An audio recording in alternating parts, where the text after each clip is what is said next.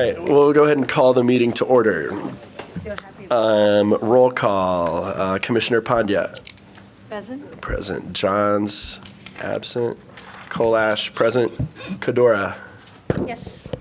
Ismail. Present. Priest, no. Lusala. Present. Paul Shantz. Present. Mendez Shannon. I'm present. Okay, do we have someone who would like to read the land acknowledgement?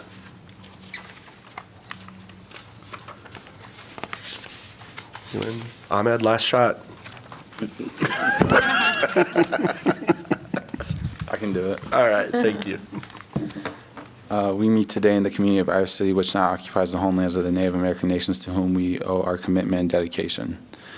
The area of Iowa City was within the homelands of the Iowa, Meskwaki, and Sauk, and because history is complex and time goes far beyond memory, we also acknowledge the ancient connections of which many other indigenous peoples here.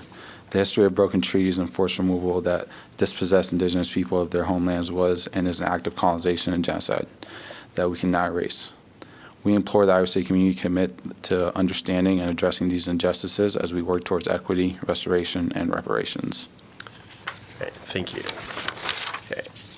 We are going to adjust the agenda just a bit. Sergeant Bailey has another meeting to get to, so we're going to jump to item 7 first, and here are updates on outreach and engagement by the police department. I've got a couple of photos for you to see, and on the back of your sheet, you'll see a list. We just kind of highlighted what we did in February.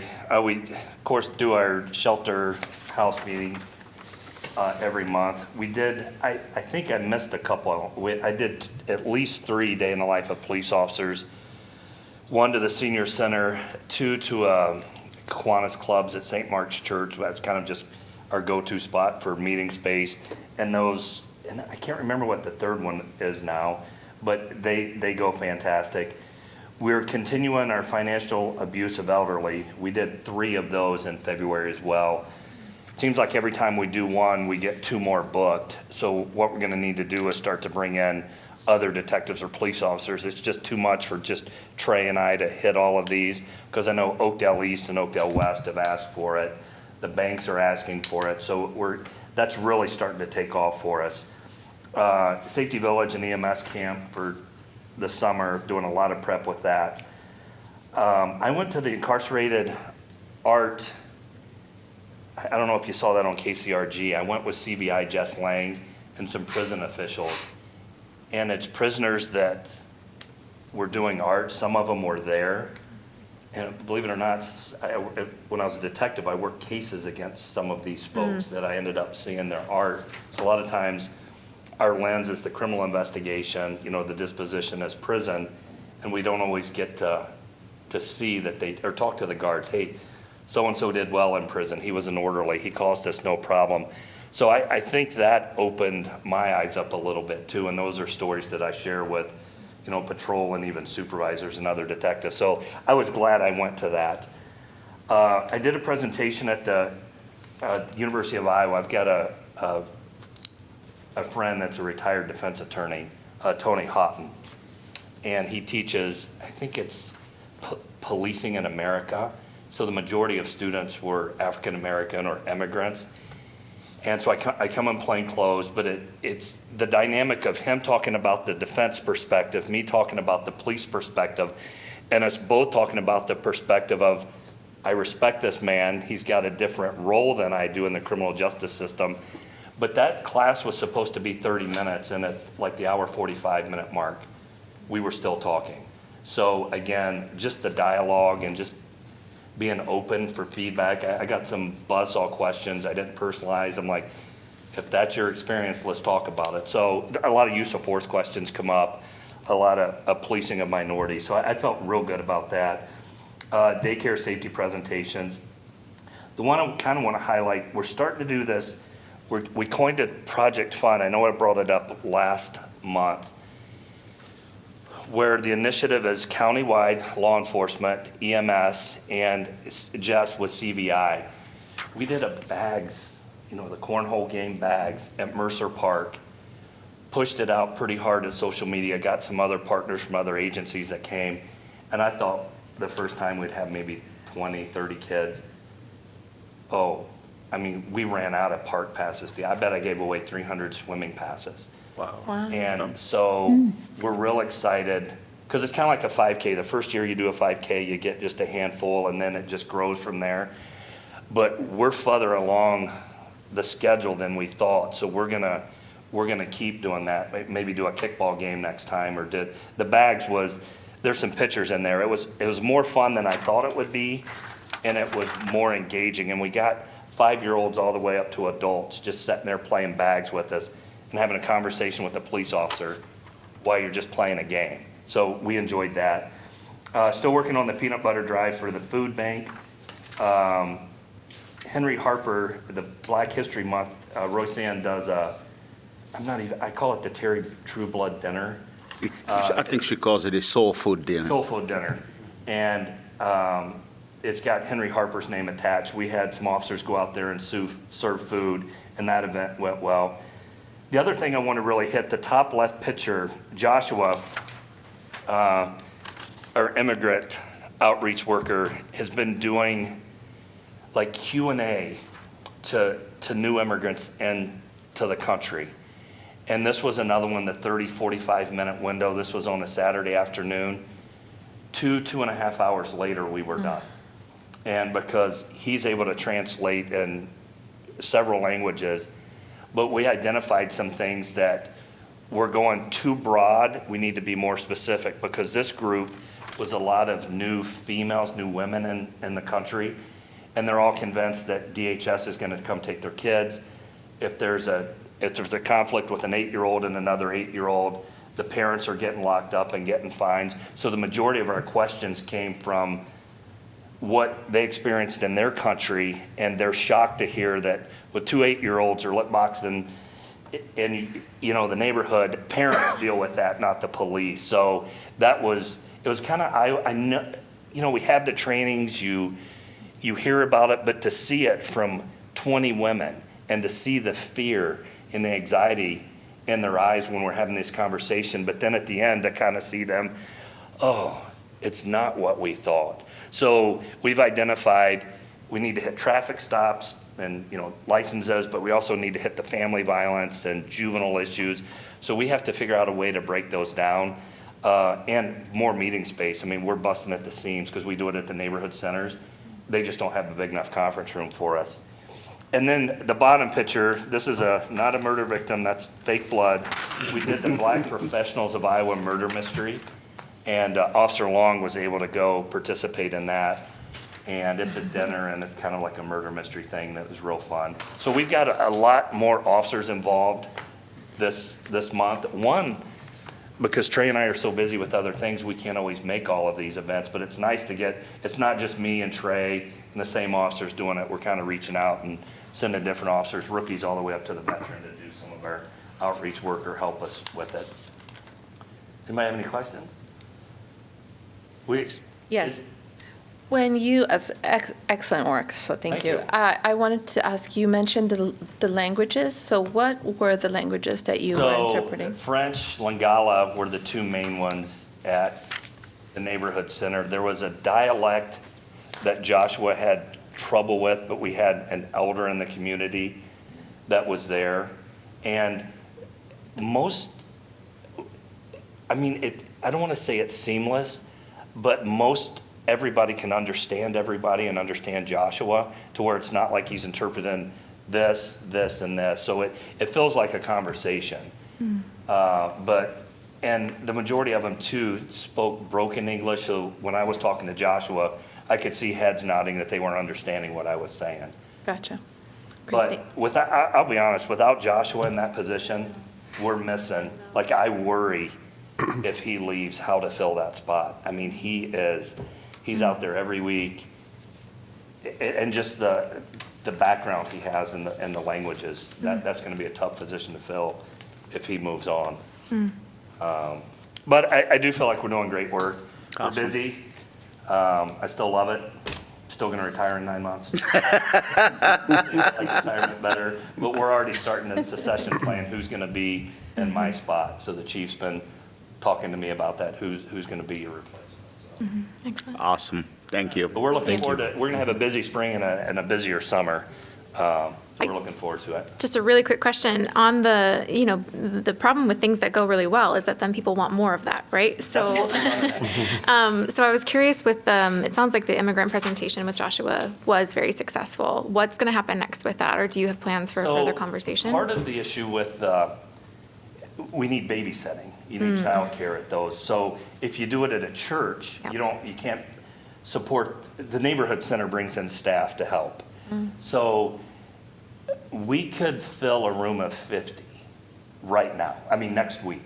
But it's the childcare, so Yeah. we're trying to mitigate, do we do one in the morning and one in the afternoon and split the group up? I don't want to say baby steps, because Joshua's been doing good work, but it's like all of a sudden this graph, we're here, and now we're here. Yeah. Where before we could manage it, and now we're just running out of room. Yeah, exponential. And most of these folks work Monday through Friday, 8, 10, 12 hours, so we have to reach out to them on the weekend. And most of them don't want to do it on Sunday because of church services and things. So we're coming in on our days off to do it, but which we're willing to do, but it's just, Yeah. it is going to be, and Joshua has to be a part of it. Right. I do think it's a good problem to have. And then we may start to record a few and put it out that way. And Joshua's Great. doing, most of these folks have email, and Joshua can send stuff out in a form, or I know he's done some traffic stop things we filmed where they'll just watch that. Okay. So that's definitely Awesome. conversations we're having though. Okay, thank you. Right, thank you. Yeah, sorry, Trey 6, I'm gonna try to make the South District meeting. No worries, also. yeah. Thank Yeah. you. We'll see you. See you guys. Thanks. All right, item 3 then on the agenda, if we'll jump back up there. Unfortunately, we do have to say farewell to Commissioner Ismail, which is sad. But we do Why? have, what? Why? Fortunately, work wants me to move to DC, so I'm going to have to go to DC for work. Wow. But Okay. otherwise, I would have stayed, but Well, got to prep for that move and make room for the next person to make an impact in the city. well, congratulations. I Thank thought you were asking me why we were sad. No, I'm like, why is he Of course leaving? we're sad. All right.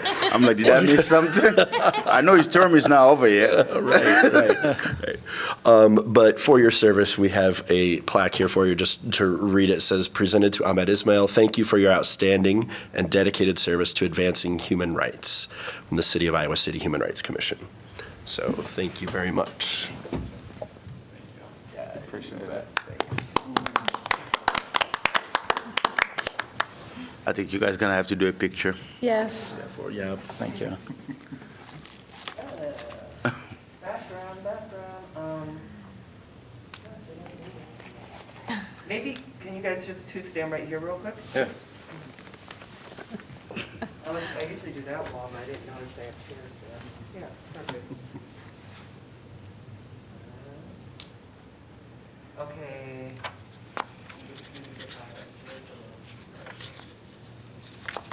One, two, three. Okay, thank you.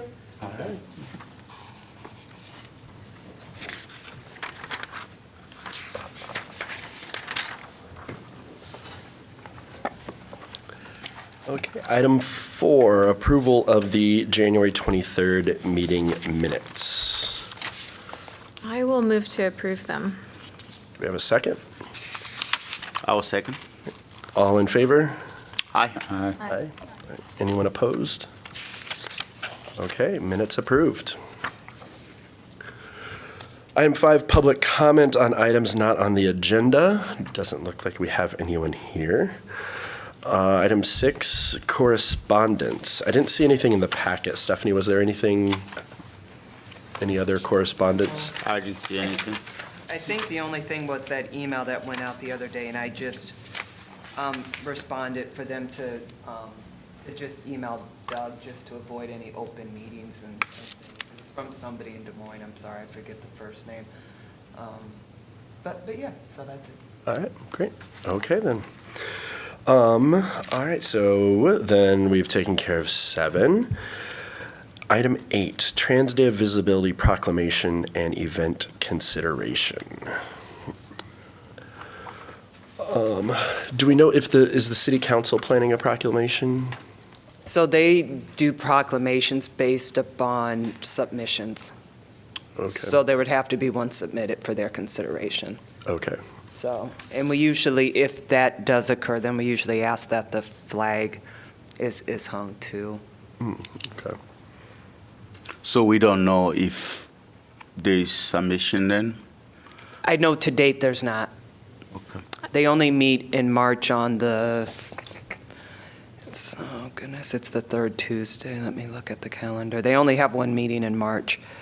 So, there we go.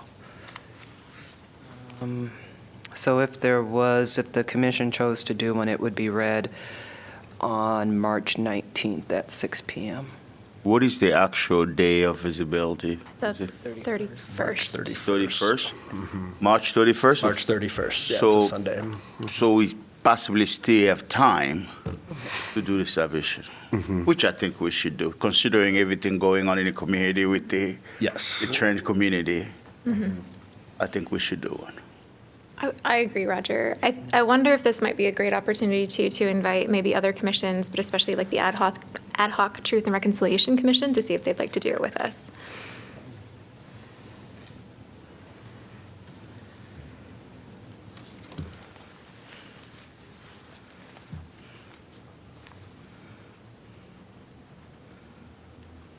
All right, great. So, and truth be told, I have this kind of halfway drafted. Okay. So, Why then? like we need to do Nice. something. So I'll start kind of putting something together. That's even better. So I can send that then to Stephanie via email, Yeah. and then we can kind of collaborate Okay. or approve Sounds kind of good. there. And okay, all right, because we won't meet again until after the council meeting. So Yeah. okay. All right, so we'll work on that proclamation then. We'll reach out to the TRC to see about a co-sign or Collaboration, yeah. collaboration. Okay. And then possibility of an event.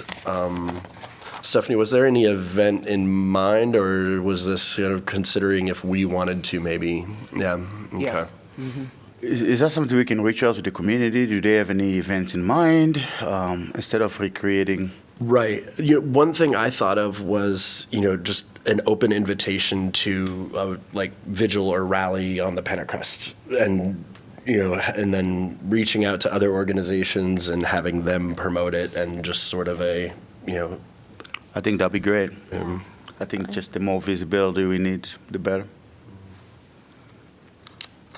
I think too that maybe some of our local elected officials might be interested in coming to something like that. So sending them an invite to that as well as other local groups. Yeah, I always say the more the better. Send that invitation to all the local officials, and who shows up, shows up. Right. School board, council, board of supervisor, and all of Right. Okay. So that is a Sunday. Any thoughts on like time? Late after, I mean, morning obviously is not going to work. I with think probably churches. mid to late afternoon. Late afternoon, like 4, 5, Before, 3, yeah, 4, because 3, I know Sunday is kind of a very churchy day for a lot of people. Right. It's also Easter Day, I just realized. Oh, is it? Yeah. Oh my Is goodness. it? Yeah. Okay. Oh, and looking at my calendar, it's also the women's Final Four, which could also present an issue. Go ahead, Doug. No, go ahead. Yeah. Well, I was just going to suggest maybe if you are already thinking about the proclamation and you want to think more about like proposing some of the details around an event, we could follow up virtually on that if we're Yeah. not clear today. maybe there's another opportunity, or maybe there are groups that are already planning something, that weekend, but not on that day itself. Right. That's kind of what I'm thinking, if there's already a group planning something and just join that. All right.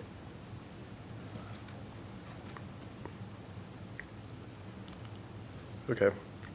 So I think we can maybe all kind of reach out and see if, keep an eye out or reach out to people we know and see if there's anything in the works and, share that out with the group, and we can, kind of either promote existing events or, if there isn't anything else, then maybe we can put something together for that Sunday. And despite the scheduling issues, at least maybe, having it in the late afternoon, we might think, get some folks, maybe not a huge crowd, but it would be something. I think if you cut it for, maybe like an hour or an hour and a half in that between dinner and church, you can possibly get families to come together before they go have their dinner. So. True. Okay. We can reach out to some local folks and see what's in the works and go from there. Okay. Awesome. And then we can figure it out via email along with the proclamation. Okay. Other ideas, other thoughts on that? I think that's great.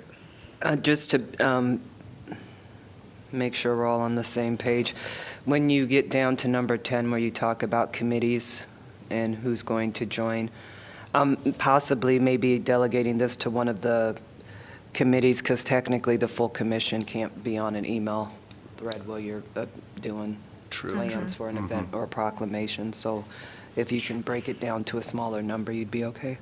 Okay. Sure. All right. What are, as far as open meetings go, what are the rules around like a collaborative document, like a Google Doc that we all have access to and can comment on? I think the last determination from the city attorney, and I will confirm that and follow up in an email, was that the fact that everybody has access to the link and can add and edit at any time is kind of the same concern as it would be if there's an email sent to everybody and somebody hits reply all. So I would say to avoid that Google Doc. Okay. Yeah. All right then. Great. All right. So maybe when we get down to committees and things, maybe we assign this to a committee and can work with that. Okay. Perfect. All right. Item 9, racial equity and social grant updates. So we do have we're currently evaluating those grant applications, and your rankings in the Excel document are due, refresh my memory, Stephanie, is that Thursday? Ideally by the end of this week, but I mean, technically, if you get them to me, Monday morning, at least before the meeting, would be fine. Okay. All right. So, Okay. So by the end of the week, if you care about Stephanie's feelings and stress. And some of it is also for the transparency for the folks who submit it. Yeah. Lots of times they may want to see it before it's published at the meeting. So if at all possible, if I can send that to them ahead of time, it's helpful. Yeah. Not Great. required, but helpful. Sure. So that's kind of the motivation too. They have been invited to attend the meeting on Monday. So, and if you've looked at the agenda, it's a special meeting. It gets right to the point and, go over, review, and then make a recommendation, and then adjourn. So it's a special meeting, so you're not going to have like public comments of items not on the agenda, announcements of commissioners, all of those things are removed from it. So it's a very specific meeting dedicated to the grants. Okay. And we are just putting the numbers, our score on a sheet and send it to you. We're not ranking them 1 or 2, anything like that. So that will be done through this spreadsheet. Right, right. Yeah, did I say, if I said rankings, I misspoke. I meant the scores Okay. from the rubric, right? Yeah. The score. Sure. And I'll have a laptop for one of you to command. You mean With your Doug and Excel For Kelsey skill. to do her Excel magic, yes. Let's just go straight to the point, Doug and Kelsey.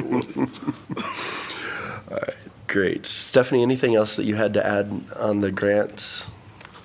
I don't think so. Just as a reminder, if you could bring your rubric, you don't have to identify yourself on it, but last year there were a few people who did a request to see those, just to get some feedback, to see kind of how they compared to their peers who were applying. So it's helpful to be able to have those to give to the public if they ask. Right. Thank you. Thank you. And thank you, Stephanie, for all the work organizing the Yes. grant applications and evaluations. And also, thank you for the box of goodies. Yes. Yes. Yeah, At least it's not I had that both much of my compared to bar, the work Cliff you guys bars. do. You knew your audience too. So That's good. Okay, that brings us to item 10 then, review of commission committees and membership. We did get the packet of submissions on rankings there. I did go through these this week and kind of looked through, and first choice, I think, is possible for everyone. Sylvia did not respond, and she's not here tonight, so she might just get voluntold. No, but so for Breaking Bread, both Liz and Viana had that as your first option, or Liz and Viana had that as your first option. Reciprocal relationships are Roger and Mark. And Bridging the Gap are Kelsey, John V., and myself. And then that leaves one spot on Breaking Bread and one spot on Reciprocal Relationships for Sylvia to choose where she wants to go, and then for whoever replaces Ahmed. All right. Does that work? It worked out very well with the surveys. Yes. Yeah. Thank you, We Stephanie. don't have to go to rock, paper, scissors. So thank you, Stephanie, for sending that out. As we go into, next year, this coming year with the committees and the work that we do in that, I know last year we kind of, at the end of the year, the committees started to kind of fizzle a bit, Yeah. right?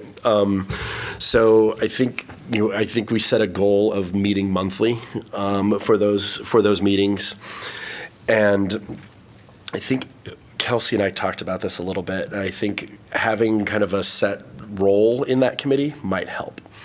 So I don't know if this is an original idea or if I read it somewhere and it just popped into my head, but my thought on this is FOR, F-O-R.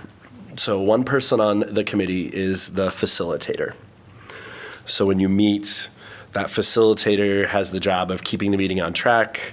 They set the agenda and kind of facilitates that discussion, make sure that there's next steps and actions. So that's the facilitator.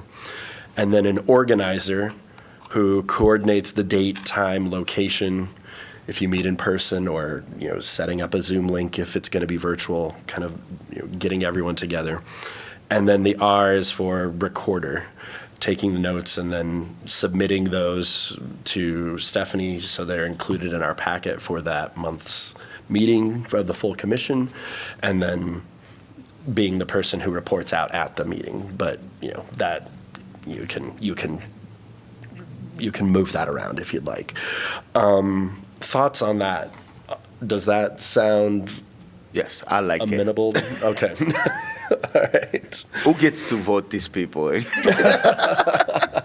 And in the committee, you can rotate those two. It doesn't have to be the same person the whole time. If you want to rotate that role around in your committee, I think that works too. One other thing I thought might work is for each committee to come up with 1 to 3 goals for the year. By the end of the year, Breaking Bread wants to do X, Y, Z. If it's measurable, even better. We want to have 3 events, et cetera. We want to, something that we can kind of track progress toward, right? Yes, Liz. So other than the commissioners, is there anyone else on the committee from the community, or is it the commissioners who are driving it? It's the commissioners who are driving it, yeah. And I think especially, a lot of these are kind of outreach, right? Reciprocal relationships, Gotcha. you're reaching other groups. Breaking Bread, you're, engaging with the community about our work. And Yes. yes, I think, there will be opportunity to bring other people in, Yes. but Got it. the work, the meeting itself would be Thank the 3 you. commissioners on there. And as you kind of start working together, and maybe you set up a regular meeting, so that we know where it's going to be the first Wednesday of the month or whatever it is, so it's a little more predictable and, kind of like our full commission meeting where, you know when it's going to be. And then that way you're not like, oh, well, we didn't get around to scheduling it this month, right? Yeah. And, I actually, as I was kind of thinking about this, looking through the strategic plan, and I would encourage everyone to kind of just go back and look at that again. For me, it had been a while since I had read through the whole thing. There's some really good feedback in there on, there was a lot of community outreach that went into that about, what the city, what the citizens, what the community would like to see us address. And I actually just made a couple notes of things that popped out that were common in there. Housing discrimination, support for renters and first-time home buyers. Reading through the grant applications, I see there are a couple organizations that are helping immigrants with renting and home buying. Maybe there's an opportunity there. Education about systemic inequity and bias in policing voting rights. Those were kind of the ones that popped up a lot in that strategic plan. But, I would say go back and read it and, Yes. Maybe use that as your guide when you're thinking about what can we do on these. And speaking about kind of education about systemic inequity and bias, one thing that I was kind of thinking about when I was on Breaking Bread as looking to this, and now I'm switching out of that. So, if this is something that you want to take on, Liz and Viana, I think that the email we got from the West Des Moines Human Rights Commission would be really good for Breaking Bread to do, like that Know Your Rights campaign. It was something that I was thinking anyway. And then when I met with the head of UI Police, talking about the transgender protesters, there have been changes to laws and what's allowed in protesting. And I don't know that everyone knows those changes. And so I think kind of a Know Your Rights campaign about, what constitutes discrimination and what are your rights in expressing, anger, protest, et cetera. That's a thought. You don't have to do that, but that was an idea, an idea that I kind of was working on with Breaking Bread prior. So, yeah. Other thoughts, ideas, Kelsey, did you have anything else to add on the committee front? Well, I was just, Doug, I think you had really great ideas there. I think I was just considering that in the strategic framework or strategic planning process, you'll see that there are goals in the sense of like what actions can add up to for the subcommittees. And I think just for us as a reminder that that's a really great place to start from when we are thinking about specific things we still want to do within 2024 at Doug's suggestion. And even just seeing, validating or reviewing based on all of your unique and individual perspectives on the relationships with the community, does this still match with where you feel a drive and perspective to do that now? I think in many cases it will, but kind of setting goals and goal setting from there. That was it. Thoughts? I like him. I also really like that idea of know your rights. I think, based on whatever happened with our community and the trends, it wouldn't be a bad idea to sponsor an event when we can talk about protest rights. What are some of those changes that happen in the law? I don't think I know all the law when it comes to protesting. It'd be good to know, so when we go into protest, we know what we can do and what we cannot do. So we're not surprised 6 weeks later. Exactly. Yeah. Other thoughts, ideas, reactions? What I love about just the idea of being able to bring together our folks is that oftentimes when we're afraid, we hide away or we to protect ourselves. And with information, we know information is power. So it really takes away that barrier. And if we're able to create a bridge to that information as power piece, like know your rights and in other areas, then I feel that's really effective. And I'm so passionate about that. Awesome. All right. Then we also talked about then assigning the Transgender Day of Visibility kind of event research and coordination to a committee. Yes. Anyone want to volunteer, or we can look at kind of where we think that might fit in?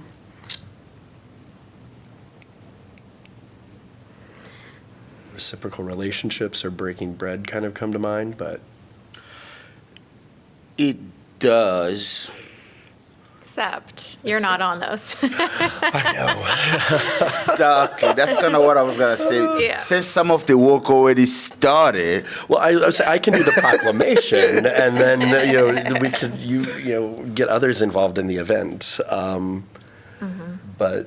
But that works too if we want bridging the gap to kind I of think look at it's, the event. Okay. bridging the gap or building bridges. We need to build bridge with our trans community right now, especially with, whatever happened. So let's call it building bridges. Okay. All right then. Sounds good. And just to say, I'm happy to work on that. Okay. Great. All right then. I'm not shying away from it. I just think it fits right now. I think that makes sense. And I think you could make a case for it fitting into any committee work, right? And I think that's part of where we ran into issues last year was that committee, Everything this fits. committee, everything does, right? So yeah. Maybe just like one last thing for the commissions and committees as you're meeting for the first time in the upcoming month. I was reflecting that as we're going through the racial equity and social justice grants, even thinking about for those that we do decide to fund, we already have a commitment that we do want to have direct relationships with those. I had a really positive experience in working with Sylvia on our grant recipient and developing actually like really authentic relationships with that and with the Great Plains Action Service. And so as you're reviewing them, if you want to consider the idea of like maybe these subcommittees, taking on one or two of the grant recipients might be a really interesting idea, because then you're doing it so as a team rather than individually, and that's just sometimes a little bit easier in developing those spaces. And to your point, Liz, then you could invite them to your committee meeting. Yeah. Right. Yeah. Exactly. Yeah. Something I just want to point out, and actually backing up a little bit when we're talking about the four, in the past when we started these committees, we actually had a uniform form that had a note and then what you're going to talk about next meeting. So, if we can I can probably dig up some of those old minutes when we reported.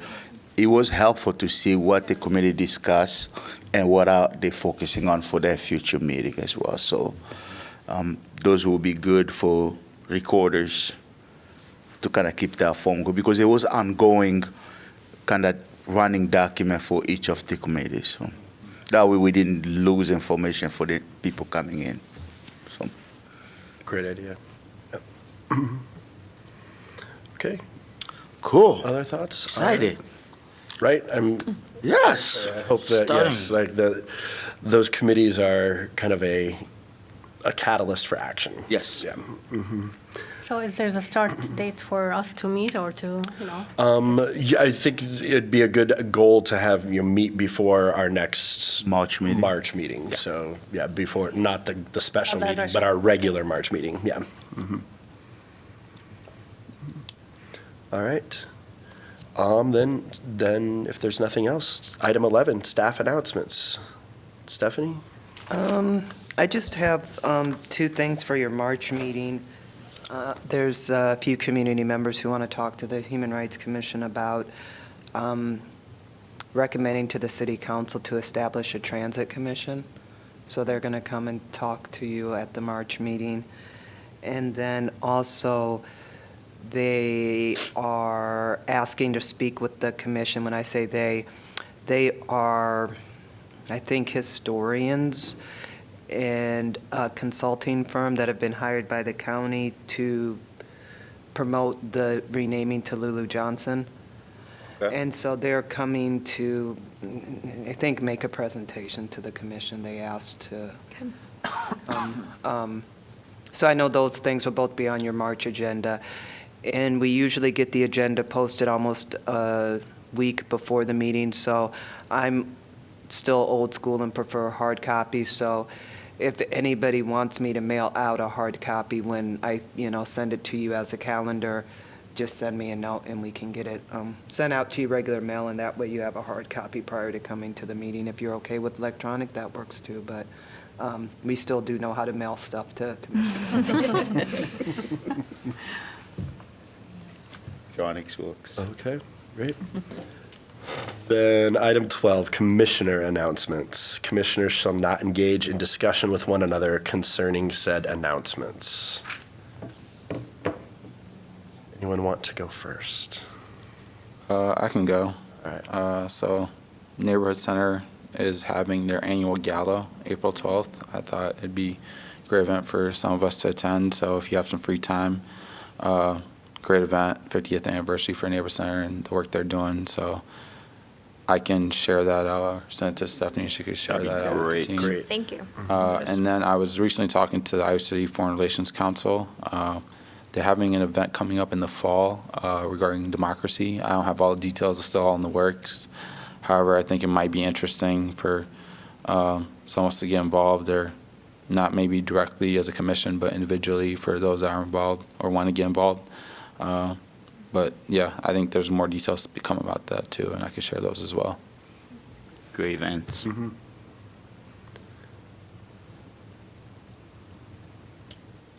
Should we just go down the row? I can go, yeah. Okay, great.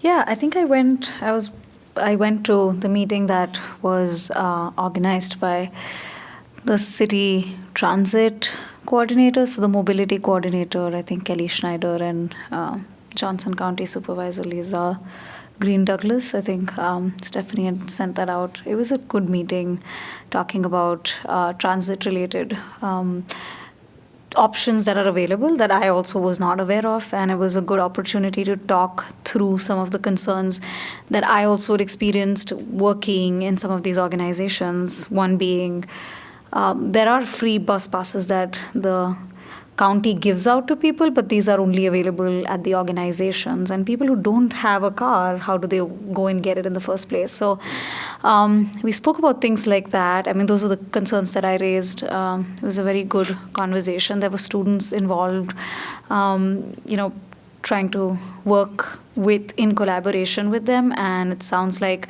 they're working to build bridges between Iowa City and neighboring cities, North Liberty, Colville, and don't know how that's going to plan out, but it was interesting to listen to some of that and just talk about those things. Other than that, yeah, I went to the Muslim Girls Club event. It was beautiful. Really enjoyed and highly recommend it to people, if you do it next year or again this year. Yeah, I think nothing other than that. Yeah. Thank you. So I've been supporting some youth groups from the local high school at City High.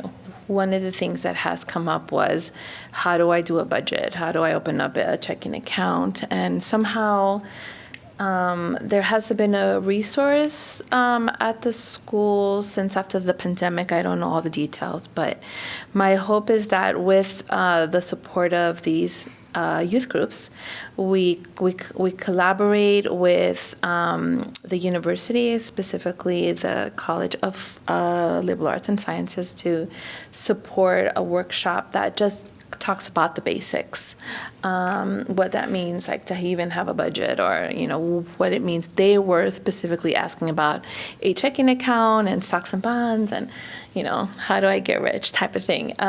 So we wanted sort of to capitalize on that passion and excitement about how do I plan my future. I don't think that's really talked a lot enough in school, and so I really would like to support that process, and I'll continue to update. Just a heads up, I do know some people at Hills Bank in Green State, and I think they might be interesting because they do some community work there, and would love to get involved. And just they're looking for opportunities for people that are Perfect. interested, so I Thank can you. help out with that. We did that for IC Compassion last year, and it was beautiful. They also have people who speak in Spanish, and I don't know if they have multiple languages, but I agree. Yeah, and they That's- have folks that can speak different languages too at Thank the bank. you. It's just a matter of finding the right people. Thank you. No, we're not supposed to discuss it, but our credit unions also have a lot of really good financial coaching and financial literacy, and maybe they might be interested in partnering on something like It that. sounds like a network of support. Yes. All right, thank you. Last night, I participated in a panel discussion with two of the Johnson County supervisors. Was invited by the Asian American Student Union at the University of Iowa to discuss the, excuse me, the Board of Regents directives to the 3 state universities on diversity, equity, and inclusion, which now has accompanying legislation to put the force of law behind it as well. And that the bill that is sitting in Des Moines right now that deals with that is pretty far-reaching beyond just the DEI requirements of the regents. It was a very good discussion. Lots of kind of expression of frustration, but also, talk about how how we can get the students involved more in the community. There was one of the things that we discussed was, Iowa City, Johnson County exists. A lot of it exists, and the reputation that Iowa City and Johnson County have as a welcoming, inclusive community is due to the university and the university's population. That also kind of struck a chord or raised a flag in my head of, yes, maybe we as a Human Rights Commission can do some outreach to students at the university and do a little more, inviting them into the community. I think a lot of times they're here for 9 months and 4 years, and so they kind of exist on campus, and the city exists, alongside it. But harnessing their energy and their passion to do the work that is needed in the face of the legislation that is being presented, I think would be a good thing. So just throwing that out there. It was Supervisor Green and V. Fixmero Rice were there with me, and it was a great conversation. And then along those lines, I also was in a presentation from the university's DEI task force about how they are dealing with the mandate from the Board of Regents to eliminate all DEI programs that are not directly tied to accreditation or grant funding. It's a work in progress, and probably something I think that I would like it to see us maybe weigh in on a little bit because of that deep connection between the city and the university. If the university is not allowed to support students who are disadvantaged for whatever reason, that's going to have an impact on our city. So I think, we have some standing there, and it might be something that we look at this year as those those efforts intensify. So, yeah. And just like last night, I feel like I've brought the entire energy of the room down. I'm sorry. Kelsey. No, not at all. I mean, you don't take credit or blame for that, Doug.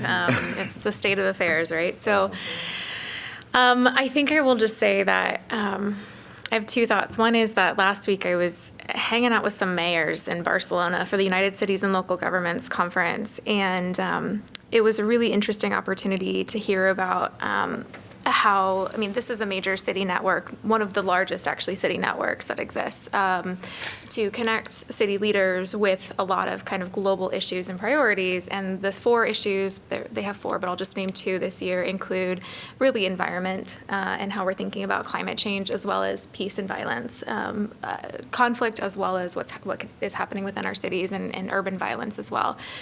And I know you have heard me speak about this before, but I think one of the things that was resounding for me is, and in speaking on a panel on the localization of SDG 16 on peace building, I think there is so much that is held within cities on best practices, and there's so much information and research out there. And we have a extreme privilege, I think, here in Iowa City with the possibilities in front of us, both on how we can be forward thinking in climate change, not just as a risk factor, but maybe as an opportunity of what might be possible now because we're facing this.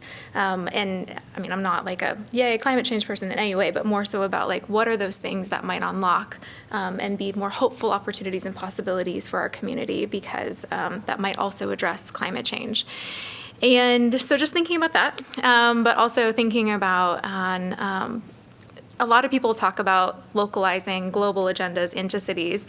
And what I go around saying is, no, you need to be seeing what cities are doing. It's incredible. It's incredible work, and pulling that back up. So please share widely what you're seeing, emphasize it, share it around, don't be shy. A lot of people use big words for this, but really ultimately at the end of the day, it's about people and what people are doing for each other. So kudos to all of you for what you're doing. Really appreciate being on this commission. And I will just say second thing that I know we will likely have all seen some of the conversation as a result of our statement last meeting. Just to say that I think, there's a really strong educational opportunity, and maybe those of us on the commission have already been approached individually. I'm not sure, speculating. But if not, I do think that there's an opportunity for us to continue to think about educational spaces of what do we mean when we say authoritarianism? What do we mean when we say, and we talk about how legislation adds up with one another and contributing to that? And what can we do within the community too? And creating a welcoming space for that and for that dialogue and discussion. That's it. Sure, thank you. Okay, so I have a few things to go over. So the World Hijab Day on February 1st, it was excellent. We had around 250 people showed up this time. It's a collaboration event between Miriam Girls Club and between the Coralville Public Library, and they sponsored the event.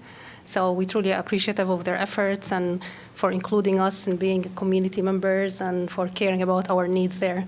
So it was, and I was so happy to see you over there too. Something else, I went with Mark Priest with his invitation to the Consultations of Religion Communities, the CRC. And the first time that I heard about NAMI, which is a National Alliance on Mental Illness, they provide great services. I never heard about them before. And hopefully I'm gonna look forward to work with them and introduce our community to them, because we have this taboo when it comes to mental illnesses, and no one is seeking help, or when it comes to depression and those things. So lots of our youth even are suffering without seeking help. So I was so happy to learn the things that I learned that day, and I appreciate Mark's inviting me to that. For the first time, I got the chance to go speak face-to-face with the Board of Education. I usually communicate via emails and via phone calls, but they have to see my face too. nothing has been done seriously, like all of our demands and expectations. I think they need to work on it. Like, yes, it falls within, within the mission of the educational institution, but no serious, results or outcomes were seen or were noticed. And I think we have to work harder to make sure that no one's left out and no one got ignored. So there's so much work to be done. Something else, as a board of director member of the Coralville Food Pantry, I'm excited that we're going to host a community free meal on March 22nd, which is going to go from 5 o'clock to 8 o'clock at the Coralville Library. So it's a global meal. So anyone is welcome, to sign up, to bring a dish, to display their heritage, their food. We're excited. We're going to have displays. Mariam Girls Club is going to display their Ramadan table with all the essentials. And again, we are appreciative for the Coralville Food Pantry and the library for extending it 1 hour just to accommodate us who are fasting that day. And they even going to provide a room for us to pray there too, so we don't miss an hour prayer. So please, put it in your calendar. It's usually, I've been What date was that again? March 22nd. Yeah. It's a Friday, and it's from 5, I believe 5, not 5:30, 5. You can check the calendar, to 8 o'clock. We have activities there as well. They can have, henna, glitter tattoos. They might have other things like music, or they're still planning on it. So, but I would like to see you joining us over there too. And I think, that's all for tonight. Appreciate all the work. Thank you. Thank you. I don't have much. I know I just want to announce that the Center for Human Rights, the University Center for Human Rights, they have some events coming up. A lot of them will be on Zoom. I think some of them are starting in April, so I would forward that to Stephanie maybe to share with people that one. And, a lot of those events are 1 hour virtual through Zoom, so good speakers and just good collection of speakers. Thanks to Stephanie, this year I had the privilege to attend the inaugural Black History Ball in Iowa City at the Senior Center, and it was a great event. And it's not just for Black people. So hopefully next year, they say they're gonna continue to have it. Hopefully I'll see all of you guys over there, looking all dappers and having a good time. They had a lot of African art and just amazing food, great people, and an amazing keynote speaker. And, just to paraphrase one of the things that stuck with me, we talk about Black history is American history. And she just reminded us, when we're talking about Black history, it's not about the history of Black people. It's about seeing the history, which is American history, through a Black person's eyes. So it's something, as we're closing out the Black History Month, just think about all the events that have happened with our history in America. Now look at it from a Black person's eyes. How do they view? We're talking about the Jim Crow. We're talking about so many events that we have experienced in this country.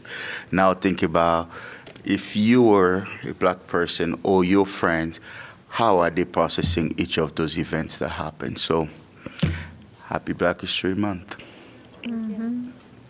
Can I say one more thing before we adjourn? Absolutely. I just wanted to give a special thanks to Ahmed for being a part of this commission. And I think you're rather humble about kind of your work in the community, but I think I just really want to thank you for the gifts and the talents that you have shared and the leadership that you've shared in our community. It will be a loss for you as we're saying goodbye to you as you're moving back to DC, but just really grateful that you did have the opportunity to be in our community again. So thank you. And I hope the leadership that you have shared with our community and your communities, especially in our town, I hope that has emboldened someone else to step into that place too as you leave. Thank you. I really appreciate it. It's been a pleasure to work with everyone here on this team, and it's been honestly inspiring to see the work that everyone's doing, because a lot of it does go unseen. So it is amazing work, and hopefully we get more and more people involved and help make a bigger impact in the city. Keep on shining. So. Thank you, and I hope you continue I'm sure you will show your leadership also in DC. Thank you. I appreciate that. All right. Yes, thank you very much. We will miss you. I miss all of you. All right. With that, motion to adjourn. So move. Second. Second. All in favor? Aye. Opposed? We are adjourned.